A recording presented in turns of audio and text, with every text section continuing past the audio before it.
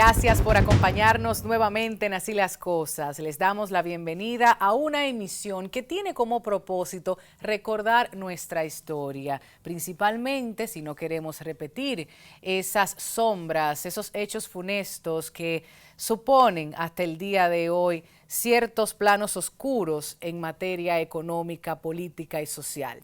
La República Dominicana hace 100 años se vio intervenida por los Estados Unidos. Durante todo este año 2016 se han realizado diferentes conversatorios, actividades públicas, las emisiones de materiales audiovisuales, las ediciones de importantes textos. Pero bien, nosotros aquí en esta hora compartimos las opiniones, las reflexiones de politólogos, sociólogos, historiadores, quienes desde sus perspectivas nos comentan las luces y sombras de la intervención. Estaremos citando nombres de mujeres y hombres. Vamos a conocer en materia económica, política y social qué tenemos hasta nuestros días, cuáles libertades fueron restringidas, cuál fue el papel de los medios de comunicación, de los intelectuales, de los campesinos, de toda nuestra gente. Acompáñenos en esta emisión de Así las Cosas.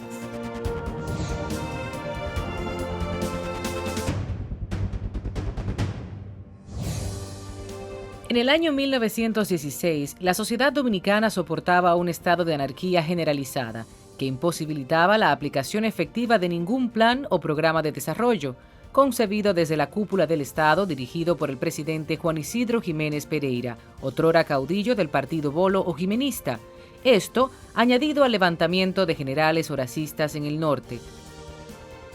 La ocupación militar norteamericana de Haití en 1915 y el aumento del poder de Desiderio Arias, quien siendo secretario de Guerra y Marina, se rebeló contra Jiménez en abril de 1916, hecho que da lugar al desembarco de marinos norteamericanos. Los interventores estadounidenses instauraron en 1917 la Guardia Nacional, organismo de represión cuya finalidad era combatir de manera eficiente cualquier intento de sedición. También se incorporó un moderno sistema de contabilidad pública y otro para el registro de tierras. La necesidad de tener un mayor control militar sobre el país hizo que las autoridades interventoras desarrollaran un plan de construcción de carreteras que comunicara las distintas regiones y que facilitara una real unificación política del país. Todas las inversiones realizadas por el gobierno de ocupación se sustentaron en los fondos de las aduanas que le correspondían al gobierno dominicano y que habían sido retenidos por las autoridades estadounidenses como mecanismo de presión desde el impasse con el presidente Jiménez.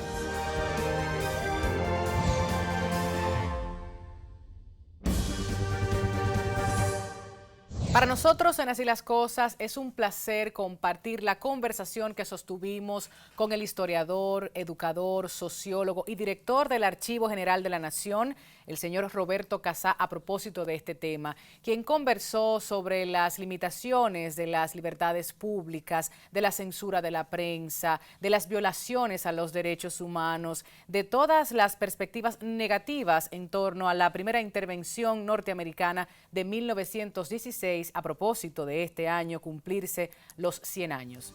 Escuchemos.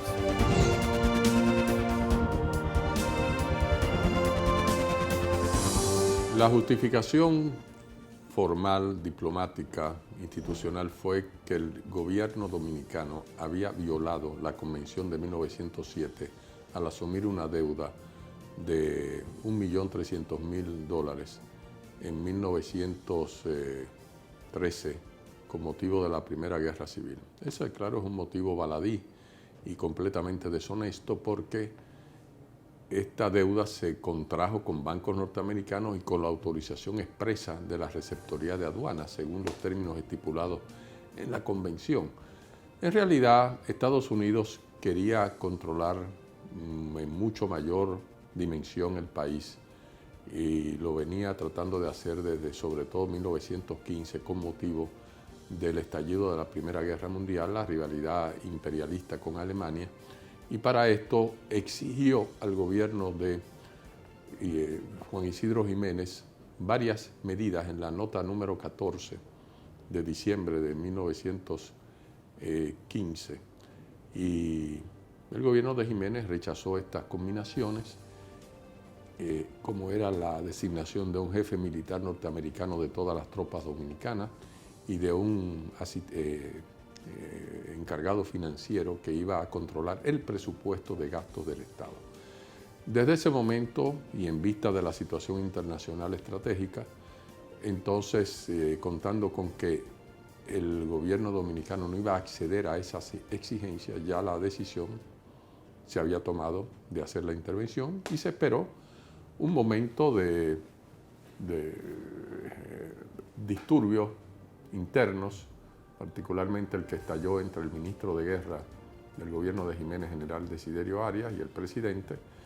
Los Estados Unidos desembarcaron, como es propio de esas intervenciones, para proteger al gobierno legítimamente constituido. Jiménez renunció y de ahí en adelante el país tuvo que enfrascarse en la designación de un presidente provisional sin ningún poder, que rechazó también, que fue el doctor Francisco Enríquez y Carvajal, todas las exigencias de Estados Unidos. De ahí la intervención, que fue en mayo de 1916, se transformó en ocupación militar formal con la instauración de un gobierno militar en noviembre, final de noviembre de ese año.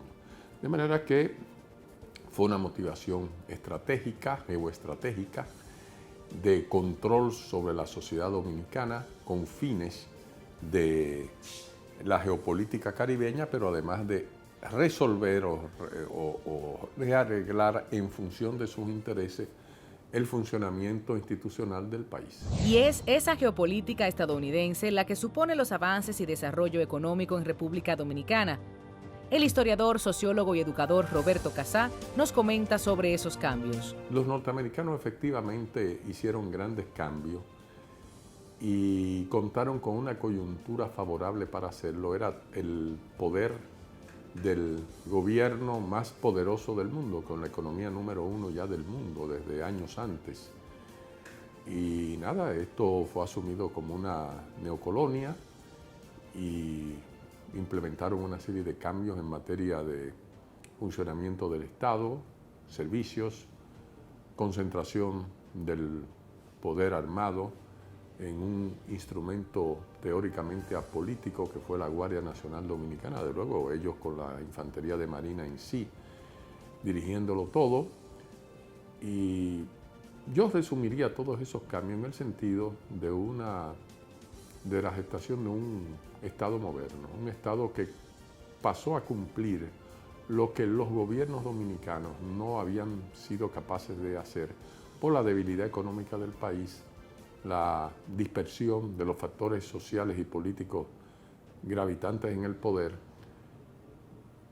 En fin, no había sido posible. Los norteamericanos, ¿qué hicieron? Aplicar sus programas ya previamente definidos en países como Puerto Rico, Filipinas y Cuba, acorde con las circunstancias de un país independiente.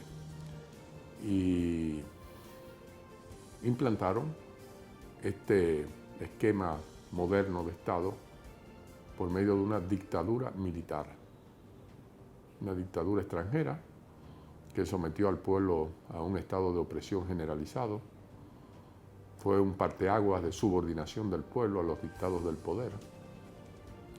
Y todo esto se hizo sobre la base de la vulneración de los derechos de la ciudadanía, de los derechos de la nación como colectivo y de múltiples abusos y actos criminales que formaron parte de ese cambio histórico que tuvo continuidad con la implantación de la dictadura de Trujillo. Los norteamericanos no pudieron hacer todo lo que querían, a diferencia de lo que sucedió en Puerto Rico, sobre todo, porque había una conciencia nacional.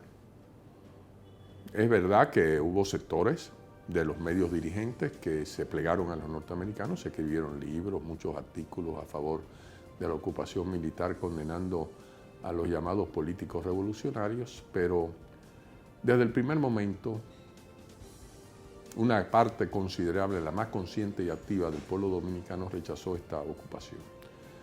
Durante los primeros años no pudo haber una resistencia popular organizada masiva porque estaba prohibida, era una dictadura militar impuesta por la democracia ejemplar del mundo en teoría. El director del Archivo General de la Nación nos recuerda los nombres y participación de las juntas nacionalistas. Aquí no eran nada demócratas. Establecieron la censura de prensa, una medida odiosa que impedía cualquier manifestación de disidencia y menos de protesta. Y aún así, la intervención nunca pasó. El gobernador Snowden dijo, el segundo gobernador militar, que tal vez los nietos de los actuales dominicanos, estamos hablando más o menos de nosotros hoy día, de los de más edad, pudieran empezar a pensar en el rescate de la ciudadanía. Tenían un plan estilo Puerto Rico. El pueblo dominicano rechazó eso. Y para esto se movieron diversas instancias, diversos sectores. El mismo presidente Enríquez y Carvajal estableció una comisión nacionalista en el exterior y hizo una campaña muy activa y muy eficiente en contra de la ocupación.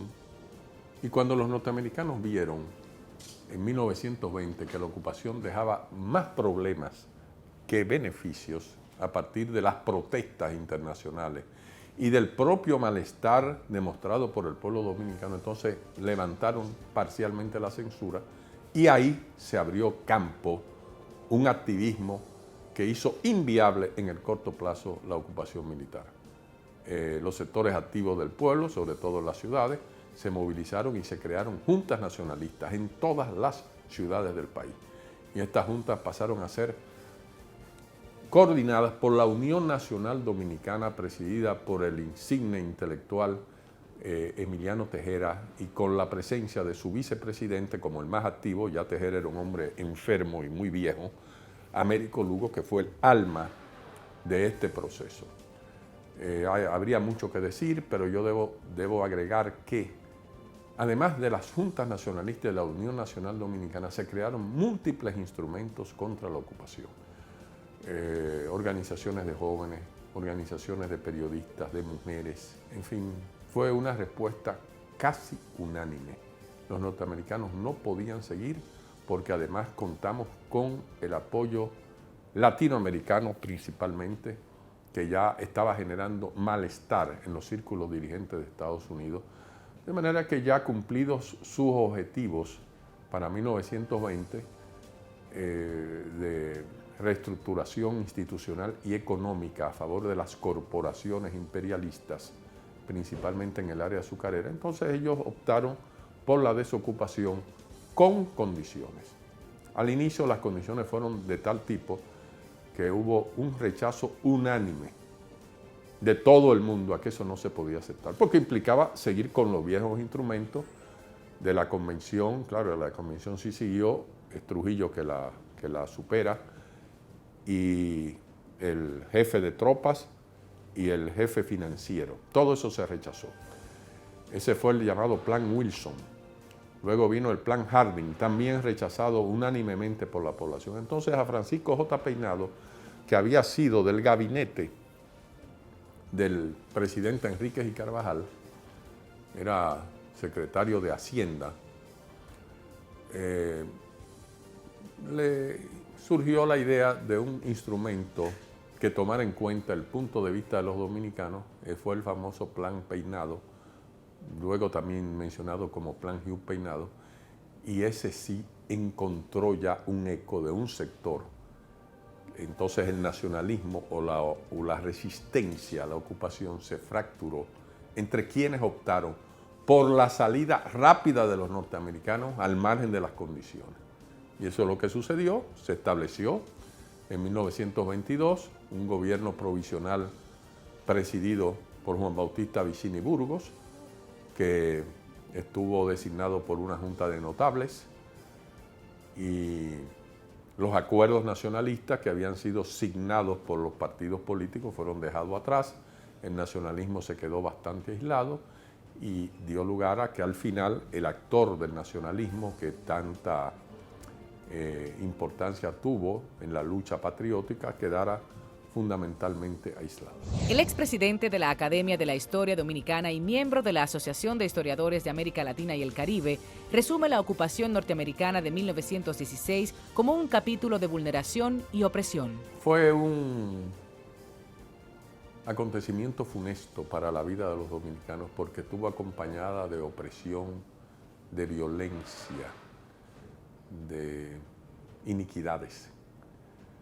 Esto puede parecer fuerte, estamos un siglo después, pero yo diría que me quedo corto, porque ninguna potencia tiene derecho a vulnerar los derechos de un pueblo, y eso fue lo que sucedió en 1916 en adelante.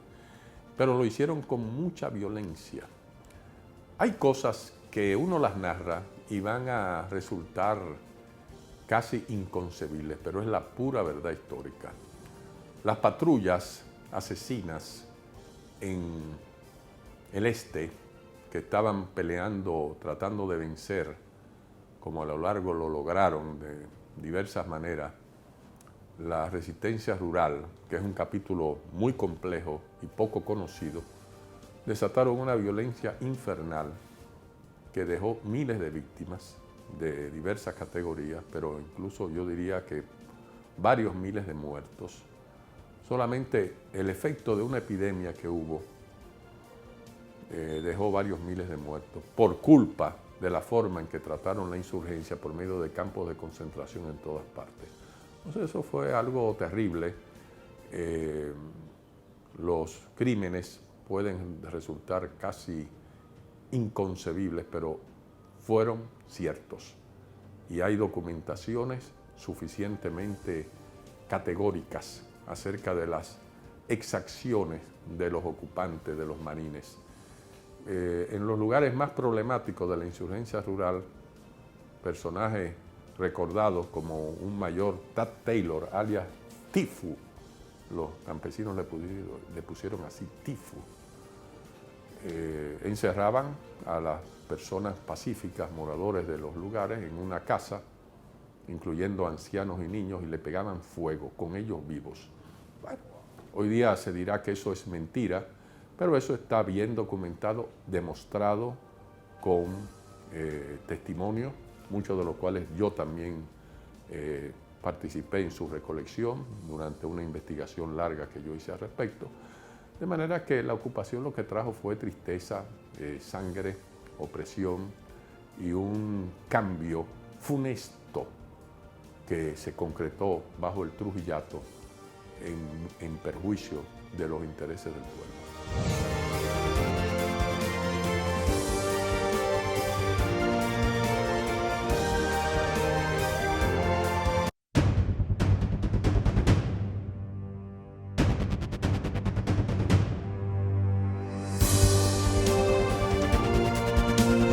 Este año no puede ser pasado por alto. Esos hechos deben ser compartidos. Esas realidades que pudieran, bajo otras vertientes, repetirse en República Dominicana o cualquier otro país del mundo, deben ser conversados. Para mí es un grato placer recibir en Así las Cosas a la directora del Museo Memorial de la Resistencia Dominicana. Está conmigo Luisa de Peña. Bienvenida. Muchas gracias. Gracias por invitarnos. Me encanta tener aquí mujeres y me fascina que podamos hablar de historia, compartir el ayer vinculado con el hoy, sobre todo. Sí. Gente que escucha, lee algún artículo alguna vez, visita el museo, ¿por qué no? Pero quizás no conocer la vinculación de cómo eso pudiera traducirse en nuestros días. Hablemos, 100 años de resistencia, 100 años ya de la intervención norteamericana, la primera, 1916. Estábamos conversando sobre una situación económica, la vinculación de República Dominicana o acercamiento más hacia Alemania que de Washington en ese momento y lo que supondría ese tratado tan importante. Vamos a dejarle la palabra a usted para que sea quien inicie con este relato. Se da la ocupación como parte de ese proyecto de hegemonía de los Estados Unidos como imperio en América. Era una lucha que pasaba más allá de los intereses nacionales, sino que era una lucha por Exacto, Claro, con estamos Alemania, con los imperios europeos en Claro, general. porque debíamos ver también Primera Guerra Mundial, debemos hablar toda la industria armamentista, debemos hablar de ese quizás intento de controlar nuestras fuerzas militares. Como usted Sí, decía también, el receptor de aduanas, o sea, el sí, nombramiento, y el comandante de la Guardia Nacional. O sea, todos estaríamos sí. bajo no solo Ese es, vigilancia, ese es sino un, ordenamiento estadounidense. sí, eso es un punto interesante lo que tú acabas de mencionar. Fíjate, en República Dominicana había una guardia, un ejército republicano, que es el ejército que viene desde la independencia y la restauración, es el ejército dominicano que defiende la soberanía. Ese ejército es desmantelado y se crea la Guardia Nacional. Esa Guardia Nacional, que inicialmente se crea en su gran mayoría, con pocas excepciones, con personas de Baja Calaña. El dominicano, primero el que era militar de carrera, que pertenecía a ese ejército republicano, no pasa a esa Guardia Nacional, que es una Guardia Nacional formada por un ejército de ocupación. Y entonces el dominicano que se siente dominicano y defiende la soberanía no entra a esa Guardia Nacional. Y ahí es donde vemos ese manual que aplican casi exacto en Nicaragua también, con los Somoza. Somoza también entra a la Guardia Nacional. Aquí Trujillo entra a la Guardia Nacional como parte de todos esos dominicanos con prontuarios delictivos. Ya Trujillo tenía pues sus unos cuantos expedientes. Y entonces ahí empieza toda esa parte del manejo y la dominación de lo que son las Fuerzas Armadas, que son unas Fuerzas Armadas nuevas creadas por y para la represión de la población. Yo estoy pensando en el ADN de nuestras fuerzas militares, de nuestra policía en sentido general. Esas autoridades que hasta el día de hoy se ven vinculadas en muchos casos, militares, exmilitares, policías, expolicías, desde aquella época. ¿Por qué es importante revisar la historia, no repetirla, claro, y analizarla como la manera tan fácil que usted está explicándola aquí? Cuando decía República Platanera, Bananera, República Bananera, ¿cuánta gente de manera despectiva ha utilizado esta referencia? Sin embargo, tiene su génesis en nuestra historia, tiene una explicación no solo económica, histórica, política. Cuando hablamos de esos hombres militares, pudiéramos evadir un poco la participación de la mujer. Sin embargo, no fue así. Hablemos de la mujer. Hablemos. Fíjate, qué interesante. Durante la ocupación norteamericana, las primeras en organizarse, o de las primeras en organizarse, y que realmente formaron comité de defensa de la nación, fueron mujeres y los campesinos, naturalmente. No solo los campesinos del este, los campesinos del centro del Cibao, Cibao hacia la zona fronteriza. Los intelectuales dominicanos, la clase política, lo que hizo fue resguardarse. Claro, de eso tenemos que hablar, porque por un lado, como le comentaba, los intelectuales, ahí tenemos a los campesinos o al proletariado, que en ese momento sí pudiéramos hablar de proletariado, ya no, pero ¿cuál fue la responsabilidad, el rol que jugó cada quien?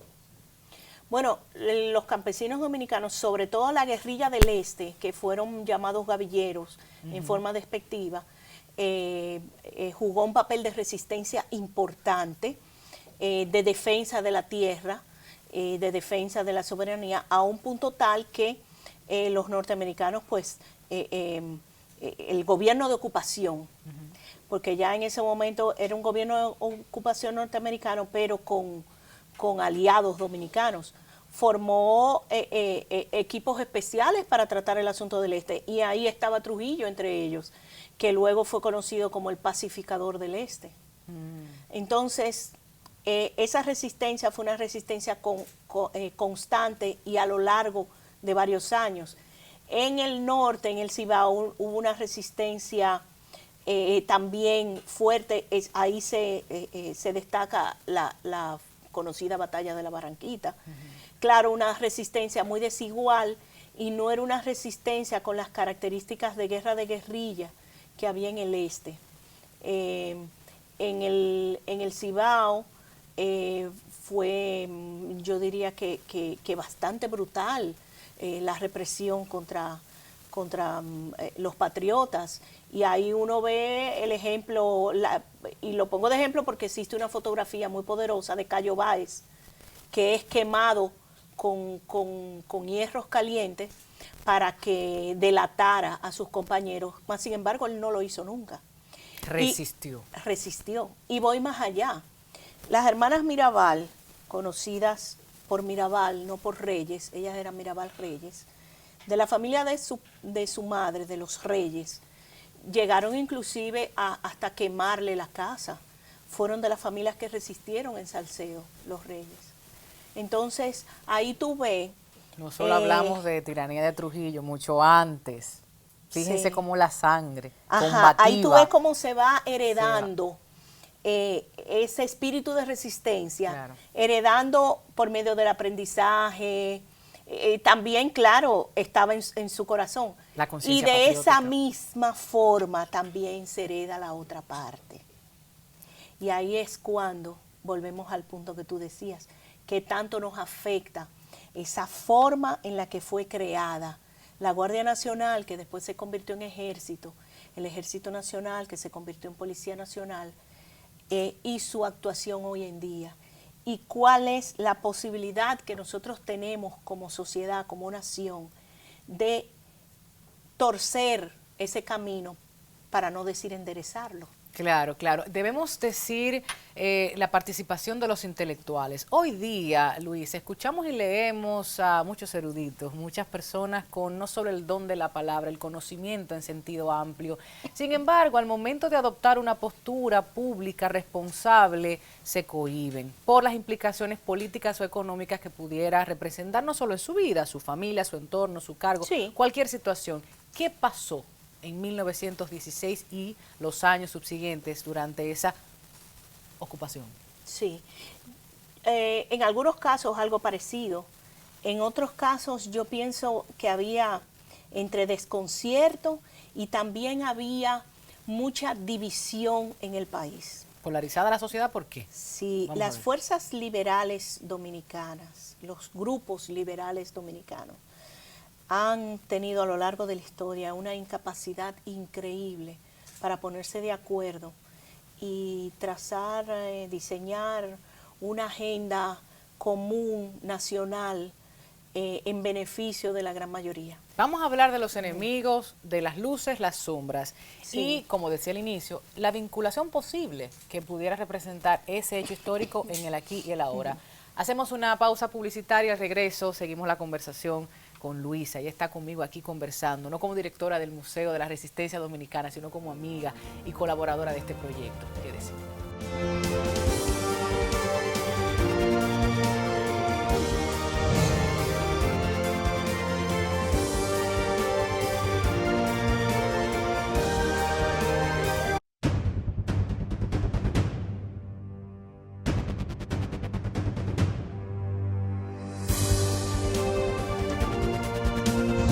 A pesar de la censura y el desarme, hubo un reducto de rebeldes que se mantuvo contra la autoridad extranjera, los gavilleros. Los gavilleros operaban al este del país y estaban conformados en gran medida por campesinos que habían sido despojados de sus tierras durante el apogeo de la industria azucarera de gran capital extranjero, iniciado a finales del siglo XIX e incentivado en los primeros 15 años del siglo XX. Sus líderes más importantes fueron Vicente Evangelista, Ramón Natera, Martín Peguero, José Piña, Luciano Reyes, Pedro Tolete, Marcial Guerrero y Félix Laureano. La defensa del restablecimiento de la soberanía dominicana se expresó a través de distintas manifestaciones culturales, discursos, libros, cartas, obras de teatro, editoriales, hasta los juegos de béisbol celebrados entre dominicanos y equipos formados por los marines norteamericanos sirvieron para canalizar el rechazo a la autoridad opresora. Juan Bautista Vicini Burgos asumió como presidente provisional en el mes de octubre de 1922 y las elecciones constitucionales fueron celebradas el 15 de marzo de 1924, resultando electo el candidato Horacio Vázquez por el Partido Nacional. En agosto de ese mismo año concluyó la evacuación del ejército de ocupación.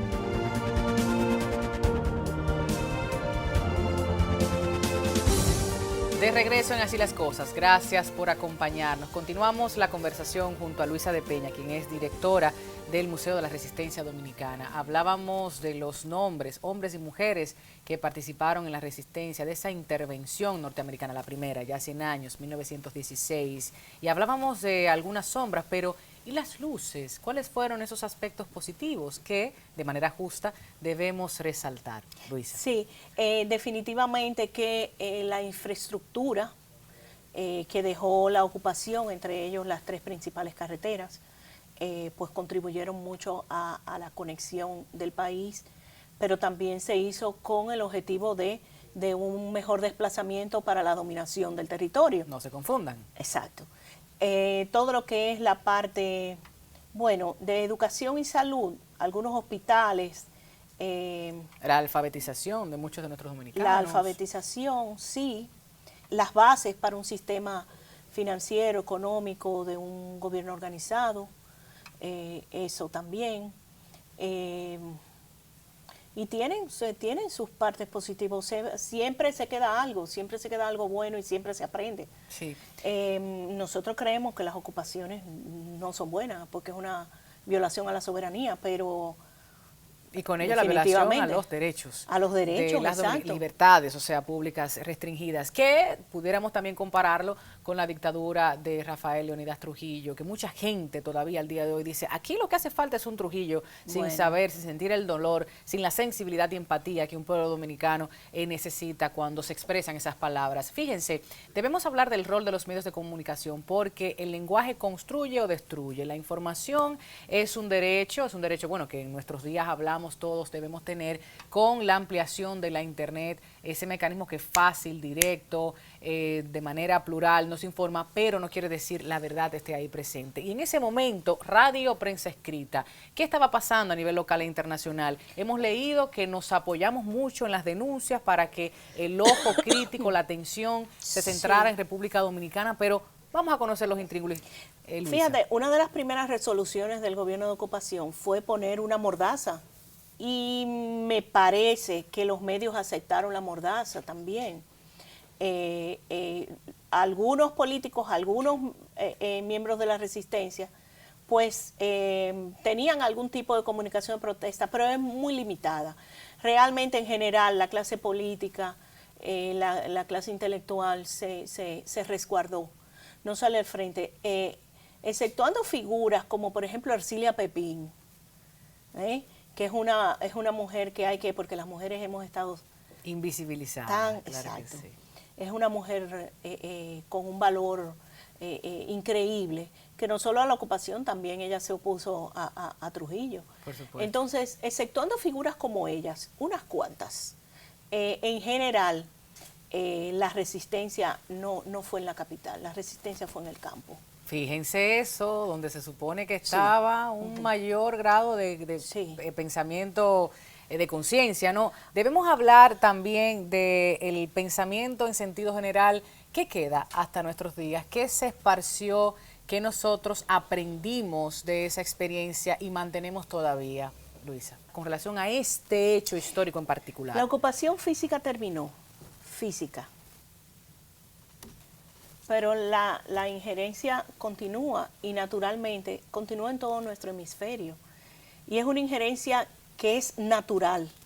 Natural se da porque es un país que se toma como referencia y como ejemplo para todo. Pero estamos hablando de Estados Unidos. Estados Unidos generalmente se toma como referencia para señalar lo malo que nosotros somos y lo bueno que son ellos. Entonces, el día que nosotros tomemos como referencia, los dominicanos, ejemplos nacionales y acciones nacionales, ya estaremos pasando, superando esa intervención y esa injerencia. La influencia de los Estados Unidos en el hemisferio es indiscutible y es muy difícil de tú borrar. O sea, es un país que es referencia y es un imperio hacia donde todo el mundo mira para mejorar sus condiciones. Claro. Nosotros entonces es complicado. Debemos también realizar un ejercicio de introspección. Ese mea culpa que casi nadie quiere hacer, porque, como ha dicho Luisa, pocas instituciones se han encargado de transmitir estos hechos, de incorporarlos quizás no solo a la currícula escolar, sino a los conversatorios, a los materiales audiovisuales, que aquí tenemos un ejemplo, vamos a conversar sobre ello, las obras de teatro, la música, diferentes canales que pueden servir a la ciudadanía para no solo conocer, sino para no repetirlo. Ver la ocupación desde un punto de vista diferente. No solo soberanía, sino precisamente las luces y las sombras, precisamente lo que se aprendió, lo que nos queda bueno y malo, la forma de evitar que eso vuelva a suceder. Pero más que nada, que quede claro que todos y cada uno de nosotros somos dueños de nuestro presente y por lo tanto podemos forjar nuestro futuro.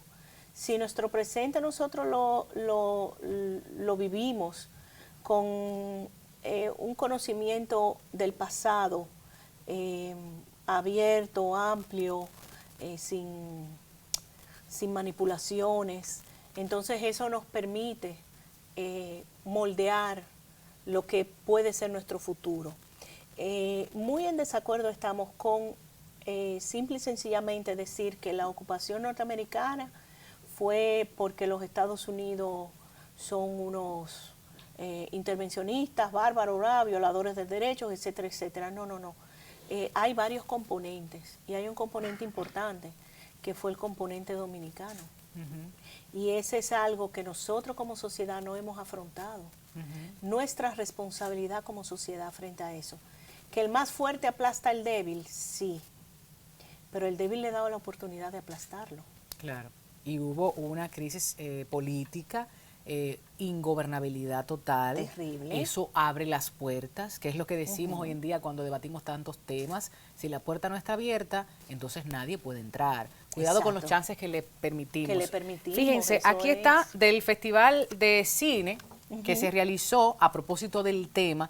Gente que puede consultar muchos libros que se han editado a propósito de ello, pero el cine, el material audiovisual es maravilloso para llevar información e historia. A mí me encanta compartirlo con todos y todas. Cuéntame de esto. Aquí tenemos muchas muestras. Sí, eso fue un concurso que nosotros hicimos, unos 30 cortos de alrededor de 1 minuto, sobre el tema precisamente de la ocupación norteamericana y la defensa de nuestro derecho a la autodeterminación, la resistencia a la ocupación.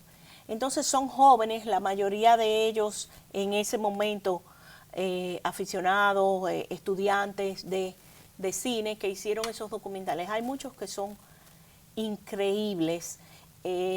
Nosotros nos quedamos prácticamente boquiabiertos del talento dominicano.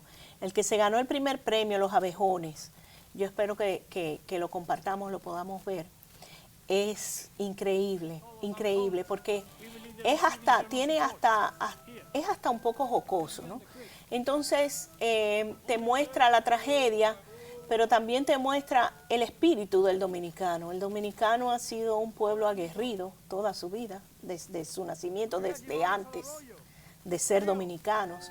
Hemos sido un pueblo que hemos sabido defender nuestros derechos en su momento. Y es un pueblo que mantiene el humor, la alegría, esa postura positiva de echar para adelante. Claro. Vamos a echar para adelante. No importa lo que se te venga encima. Entonces, esa lucha, ese espíritu del dominicano, que es al que tenemos que apelar para continuar la construcción de nuestro país, de nuestra nación. Hoy más que nunca, como decía Luis antes de empezar la conversación, aquí nada está bien. Vamos a hacer que las cosas estén bien, muchas de ellas. ¿Dónde pueden conseguir este material? Está en el Museo de la Resistencia, es gratuito, es para cualquiera que lo solicite. Sobre todo los profesores lo usan, porque lo usan en el aula para discutir el tema. Claro. Y entonces nada, es una herramienta que ofrece el museo. Una más, porque Ajá, tienen que ir por lo menos 2 o 3 días, varias horas. Porque es que, señores, es demasiado lo que hay en el Museo de la Resistencia. Sí, hay que hacer una pausa en este país. Tenemos que hacer una pausa y como que revisar una serie de cosas, porque a veces yo leo los periódicos y digo, pero no estaremos volviendo locos. Claro, hay Nos mucho que arreglar. estamos volviendo locos. Luisa, para concluir, ¿qué le dices a toda esa gente? Bueno, nosotros creemos que nuestro país es un país con una democracia que hay que defender, que hay que hacerla crecer, que hay que fortalecerla. Y eso solo se hace con la participación de todos. Nosotros como sociedad tenemos que asumir nuestra responsabilidad. No podemos seguir con que si aquí hay algo mal, le echemos la culpa al gobierno. El gobierno sale de los dominicanos, son elegidos por dominicanos. Entonces todos tenemos que participar desde nuestro espacio, ya sea dentro del Estado, fuera del Estado, como sociedad civil, como oposición política, como sea. Todo el mundo tiene que participar en la construcción del país. Me gusta poner como ejemplo, aunque es unos años después, la posición, el sacrificio y la enseñanza de los expedicionarios de junio de 1959, del 14 y 20 de junio, donde habían de todo. Comunistas, anarquistas, demócratas, conservadores, liberales, socialistas, y todos depusieron sus posiciones personales por el bien común y vinieron y dieron el mejor ejemplo de sacrificio. Entonces, hay que pensar en el presente, mirando el pasado y con los ojos puestos en el futuro. Así es. Entonces, ese es el mensaje. Vamos a ponernos todos de acuerdo. A mí me llena de pasión escucharte, Luisa. Sí. De verdad que sí. Gracias mil por estar con nosotros en Así las Cosas. Luisa, quien ustedes también pueden verla, consultarla, visitarla, porque ella está de vez en cuando allá, no siempre, porque tiene ocupaciones fuera del museo, sí, que son muchas, pero en el Museo de la Resistencia Dominicana ustedes van a encontrar no solo a su directora, un personal, material de consulta. Caramba, Luisa de Peña, gracias por estar con nosotros. Gracias. Ahora vamos a la publicidad y al regreso compartimos también con un gran amigo. Él es cubano, es filósofo, es historiador, es politólogo. Elíades Acosta conversa sobre este tema. Es una delicia escuchar a Elíades. Después de la publicidad compartimos con ustedes la entrevista.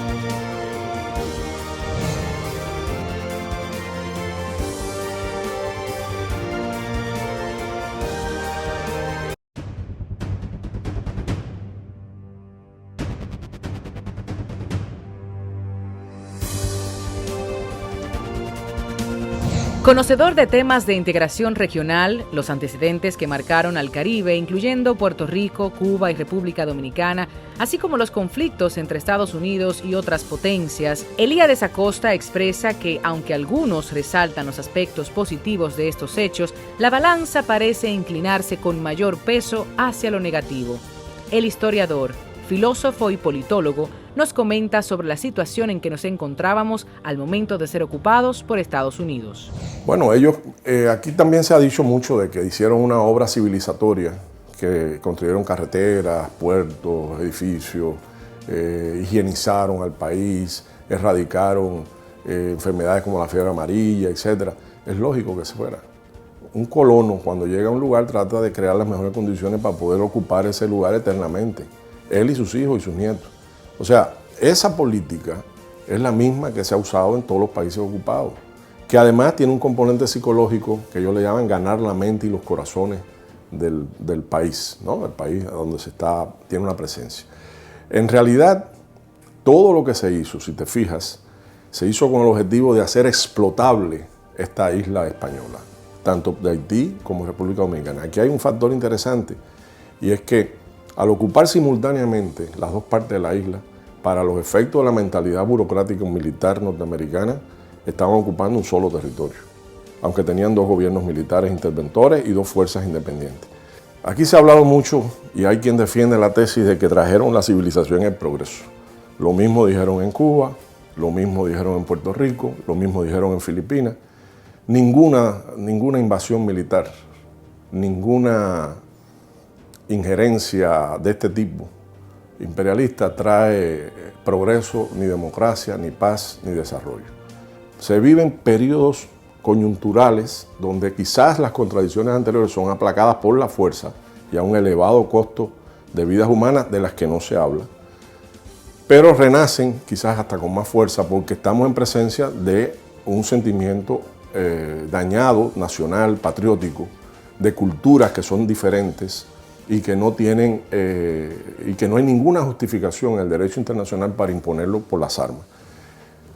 No conozco ningún caso en la historia de la humanidad, ni Roma, ni Inglaterra, el Imperio Británico, que fue de los más extendidos en el mundo, ni el Imperio Macedonio, ni el Imperio Español, ni los actuales imperios, ninguno que haya traído consigo estabilidad y paz hacia el futuro en los países ocupados.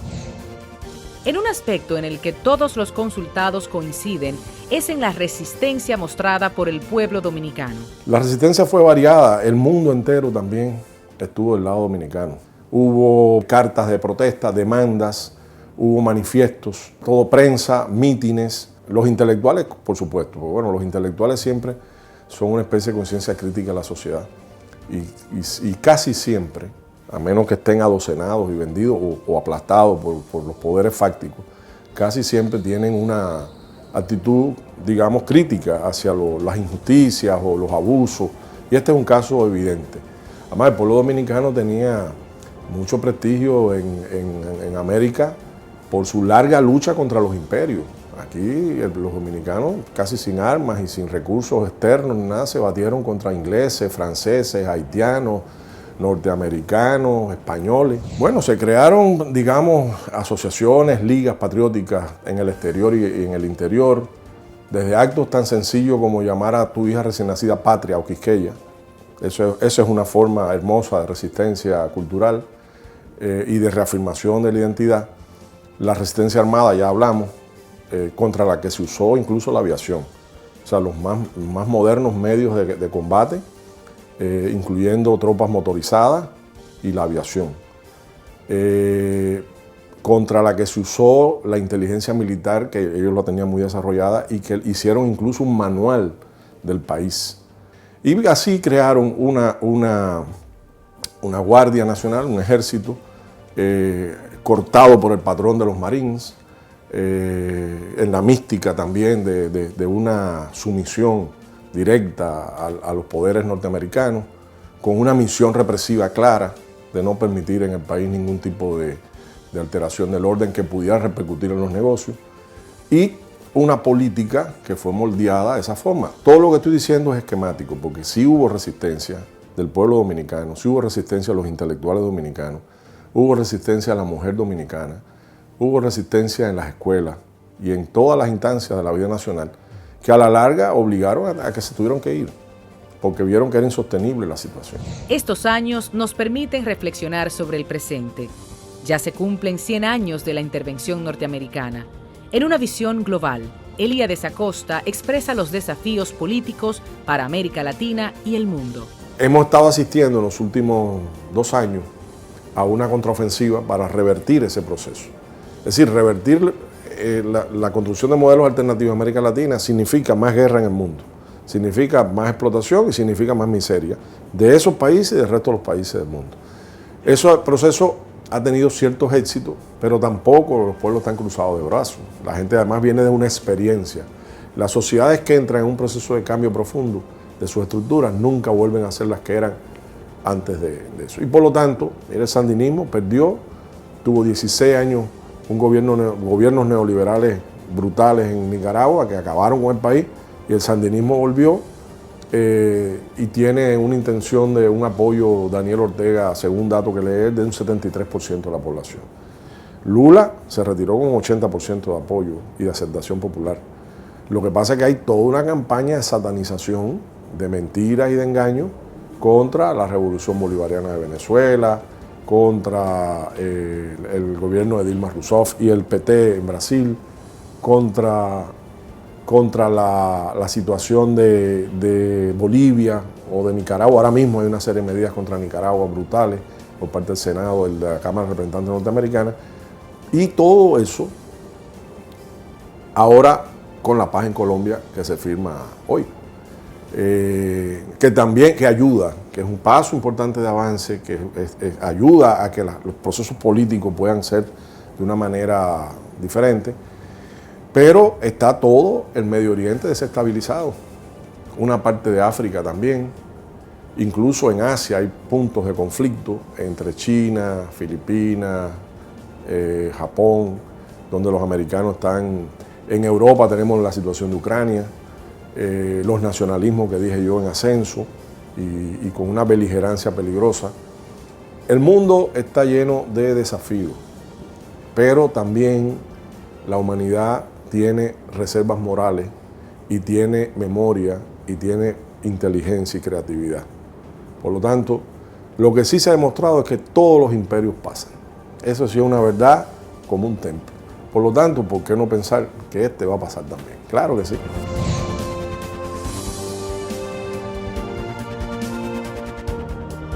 Ya para concluir, darle las gracias a todas las voces que participaron en este trabajo de Así las Cosas. De manera documental, recordar, porque hace 100 años la República Dominicana vio el inicio de muchos otros cargados de violencia, de libertades limitadas, de una injerencia estadounidense que hasta el día de hoy se puede visibilizar en otros países de Europa, de América Latina. Lo tenemos muy cerca. Entonces, si no queremos repetir nuestra historia, debemos conocerla, pero también ser partícipes de todos los movimientos, de todas las iniciativas políticas, de las discusiones públicas que tenemos, no solo en medios de comunicación, en los foros pequeños. Gracias a ellas y a ellos por participar con sus conocimientos adquiridos durante tantos años. Gracias a los militantes y gracias a los dominicanos y dominicanas que resistieron a esa intervención. Hagamos que valga la pena. Buenas noches.